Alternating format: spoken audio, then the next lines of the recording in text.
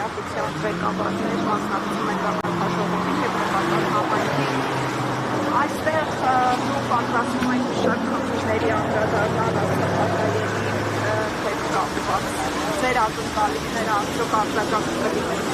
եվրոպացի առաջնորդների։ Եվ ինչ եք խոսել գործորով և իթե բողոքովի սրտամով է դիմելով։ Իրականում այստեղ հավաքվում են և արցախցիների իրավունքների խնդիրները ներկայացնելու և Հայաստանի ժողովրդավարության հարցերը ներկայացնելու, ըստ այդմ պահանջներ ներկայացնելու, որ իրականությունը այսպիսին է, ինչ գործող իշխանությունները խոսում են ժողովրդավարության մասին, ժողովրդավարության սկզբունքները ոտնահարվում են, քաղբանտարկյալներ, բռնաճնշումներ, ատելության խոսք և այլն, եկեղեցու դեմ ոտնձգություններ և մինչ նրանք խոսում են խաղաղության մասին ու արցախցիների իրավունքների պաշտպանության մասին, ապա իրականությունն այնպիսին է, որ մեր բոլոր իրավունքները ոտնահարվում են, ոտնահարված են և իշխանություններն էլ դրա հեղինակներն են կամ աջակցում են ադրբեջանական խախտումներին։ Եվ պահանջները լինելու է, որ պատշաճ ուշադրությամբ պահեն այդ խնդիրները, առնվազն տեղյակ լինեն, թե ինչ է կատարվում և արցախցիների մասով արցախցիների իրավունքները հնարավորինս պաշտպանվեն, գերիների վերադարձ, մշակութային ժառանգության ու նորմացնող սեփականության պաշտպանություն, վերջին հաշվով վերադարձ, Արցախի ժողովրդի վերադարձ և պետք է այս բոլոր հարցերը մենք բարձրաձայնենք, իսկ ակնկալիքների տեսանկյունից ես չեմ ակնկալում, որ մեկ ակցիայով մենք հասնելու ենք որևէ հաջողության, ես ակնկալում եմ, որ պետք է լինենք հետևողական, նաև այսպիսի հնարավորությունները օգտագործելով, աստիճանաբար համատեղ ջանքերով, առավել ևս եթե հնարավորինս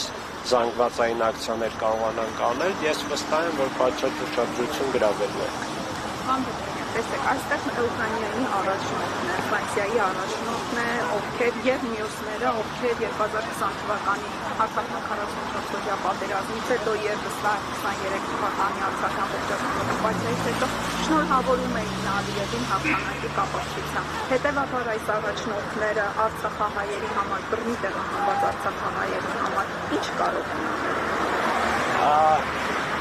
Հատկապես Ուկրաինայինը ոչ մի բան, ու չի էլ ուզելու անի բնականաբար, Ֆրանսիայինը 20-ից հետո չի շնորհավորել, 23-ից հետո էլ չի շնորհավորել և Ֆրանսիան այն երկրներից է, որ վերջիններից է, այսպես ասեմ, Ադրբեջանի հետ հարաբերությունները բարելավել և կարծում եմ, որ որոշակի